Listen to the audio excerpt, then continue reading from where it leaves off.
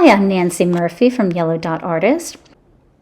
Today I'm going to take you through the steps on how to create this beautiful vase, and I call it an attitude vase because you see it looks like the hands on the hips, like an attitude. So anyway, we're going to do the background right now by toning the canvas. I'm using a blue.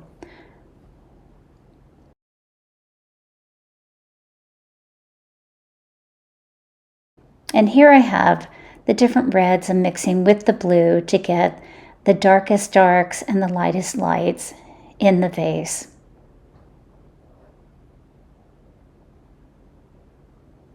So I'm just drawing them in.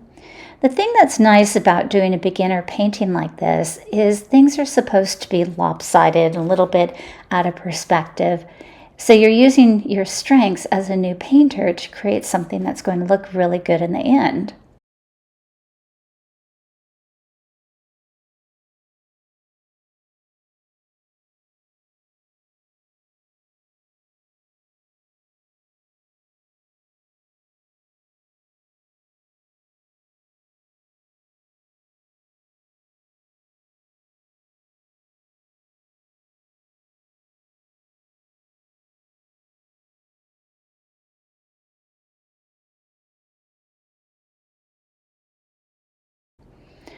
So now I'm blocking in a the mid-tone actually of the reds.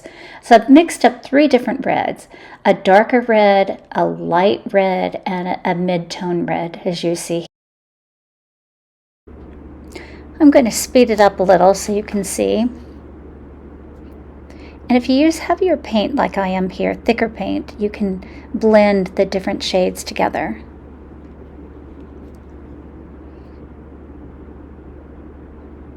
I'm putting the light red on there, and pretty soon I'm going to put the highlights on top of that. Now I move into the background using the 3 different shades of green. Just alternate your strokes and the pressure point and the direction. Overlap the colors so you have an interesting looking background.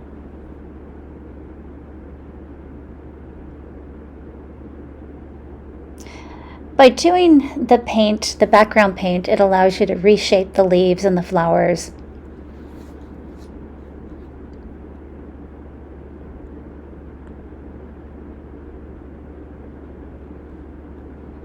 Just randomly put the different shades together and blend them a little so it looks interesting.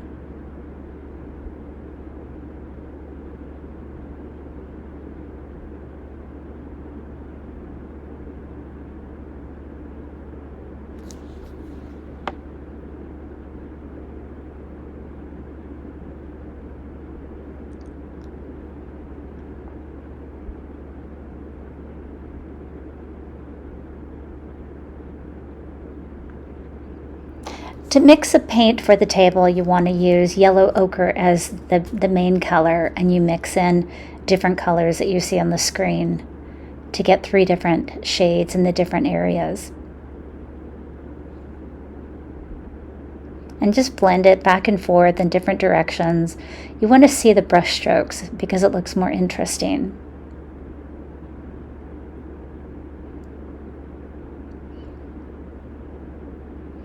I'm adding the lightest light closest to the table end.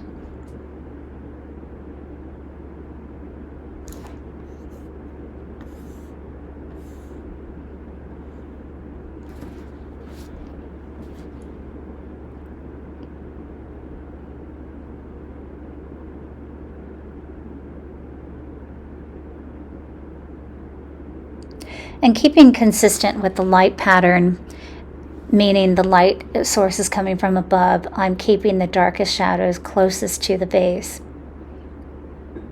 Now we're moving on to painting the leaves and the stems. Use the mid-tone green for the base of all of the leaves.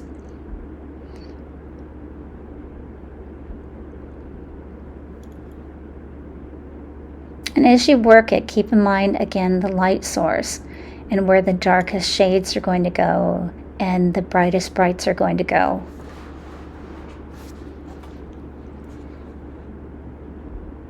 It's also a good idea to step away from your painting, step back about 3 or 4 feet to get a different perspective as you work.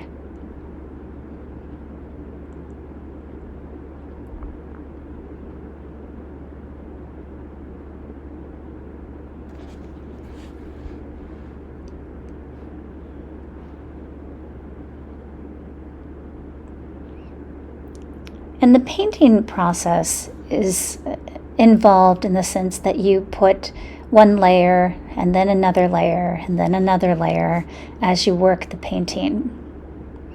So I'm going to reshape the flowers right now using just a light pink to mark them in.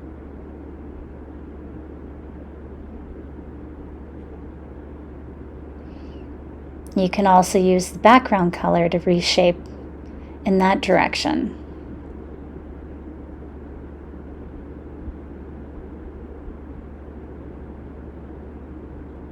And you want to leave some of that ultramarine blue that you tone the canvas with.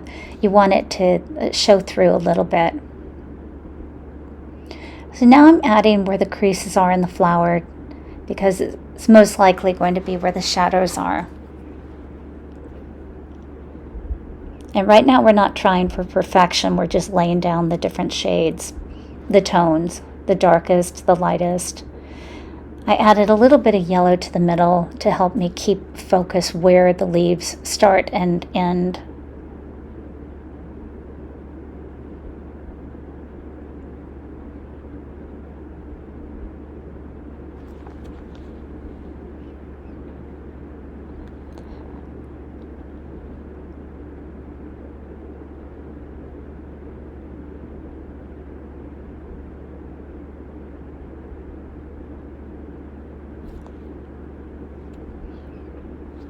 Use a light green to add the vein on the individual leaves and to outline the highlight.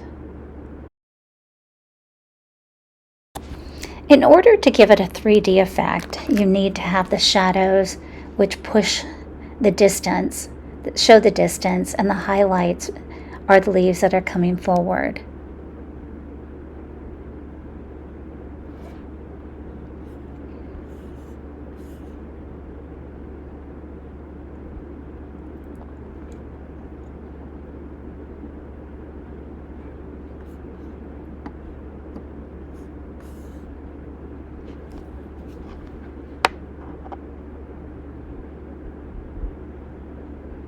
And just continue to work it with the 3 different shades.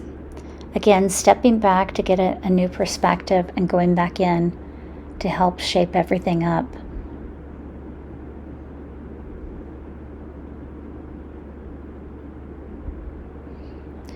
Now it's time to go back to the vase, and I need to make the shadows darker, so I've gone back to my darkest red. And I'm using a thicker paint again so that I can blend it.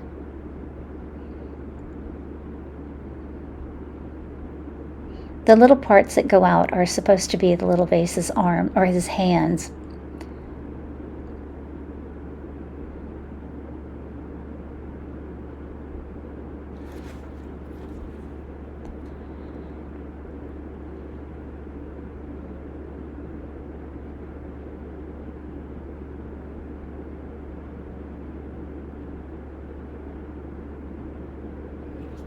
So far the painting's coming along nicely, but I trip up a little bit when it comes to the highest, the brightest highlight, which I'm putting in now. It takes me about 4 attempts to get it right. Sometimes it's best just to leave it alone and move on to a different part of the painting and then come back to it.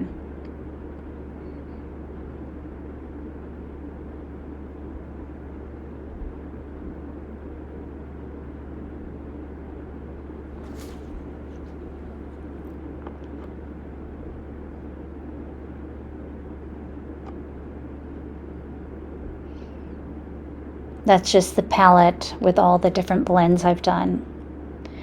Now it's time to go back into my reds and color in the leaves. This is my primary color, the mid-tone red. And I'm going to add the darkest red, all 3 of the different shades.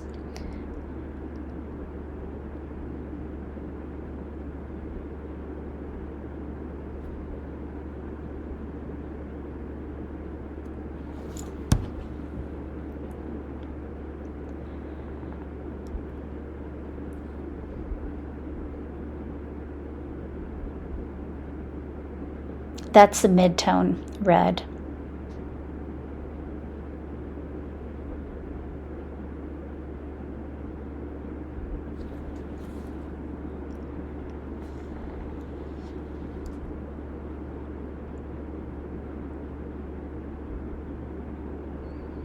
And you want to leave some of the earlier layers showing through. So you don't want to paint one color on top of the other completely.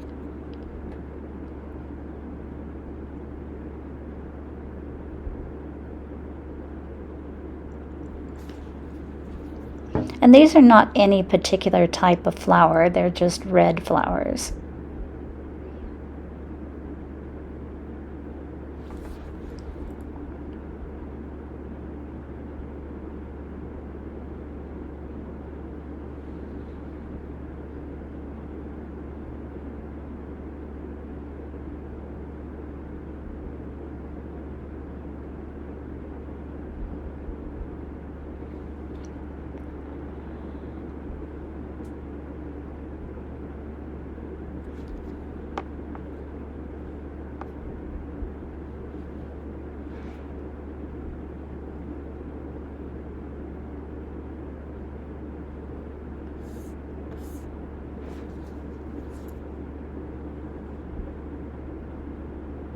I'm getting close to being finished. I'm just adding some final details.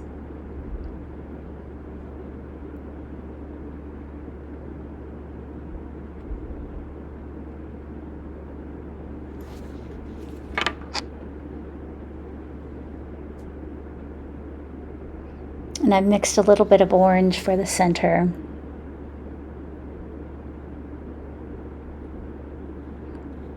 And you just dot it around irregularly.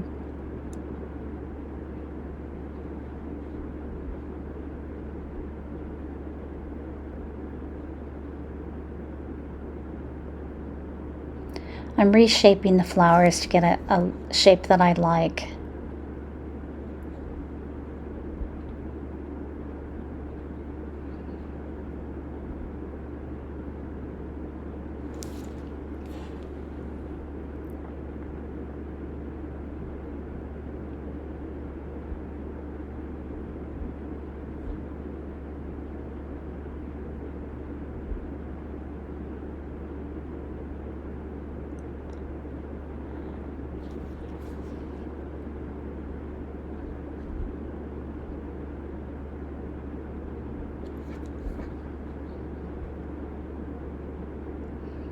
I'm just adding a little dot of burnt umber to the center. Burnt umber is a very dark brown. So I'm working on that highlight again, and I'm still not happy with it. But what I do like is I take my palette knife, dip it into a little bit of white, and slide it across the arms because I want to emphasize the arms since it is an attitude vase. The white is still too bright, so I end up going back off camera and I add a soft pink to it and blend it in, and it looks much better. So I'm taking the palette knife again and some of the orange and just adding a few dots and smears on the flower petals.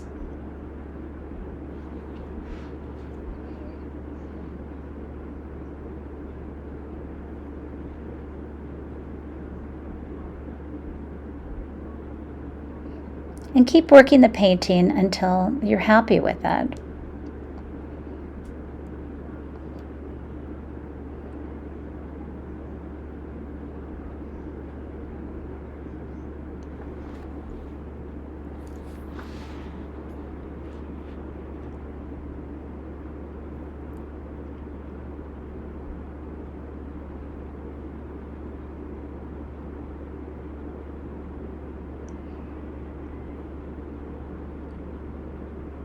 By using the palette knife, it allows me to add thicker paint.